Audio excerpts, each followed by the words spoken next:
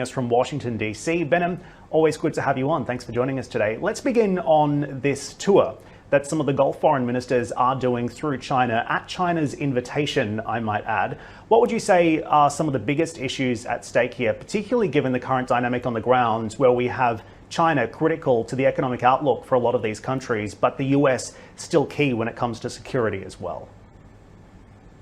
Well, it's a pleasure to be with you again, and a very belated Happy New Year.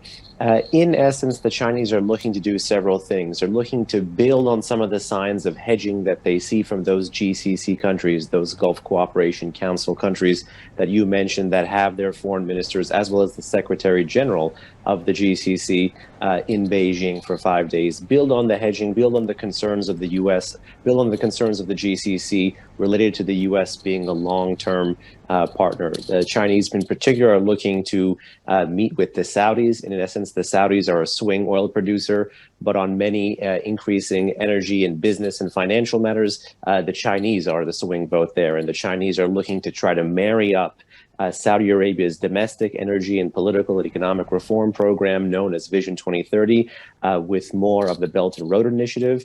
The GCC states, for instance, are also looking to build out some of those economic relationships. You know, there's been talk now between about a GCC and Chinese potential free trade agreement. There have been previous talks about this when the Chinese visited the region, I think about a year ago, and ultimately the Iran issue will loom large for both sides because China does not discriminate in this regard and purchases oil from both sides of the Persian Gulf and has considerable leverage. And I think the pro-US order on this side is looking to cash in and try to take back some of that leverage and perhaps change Chinese policy on Iran. But that's ultimately a longer-term goal.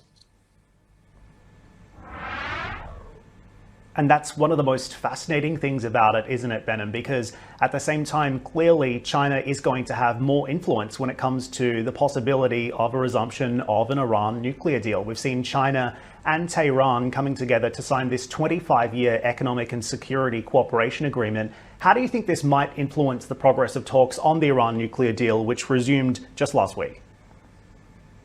You know, I think you mentioned a critical component, which is the bilateral US-China relationship, and that cannot be excised from conversations about the fate of resurrecting that 2015 nuclear deal known as the JCPOA, or about the fate or efficacy of the current US sanctions regime, which is legally present but not as vigorously enforced as some sanctions proponents would have liked.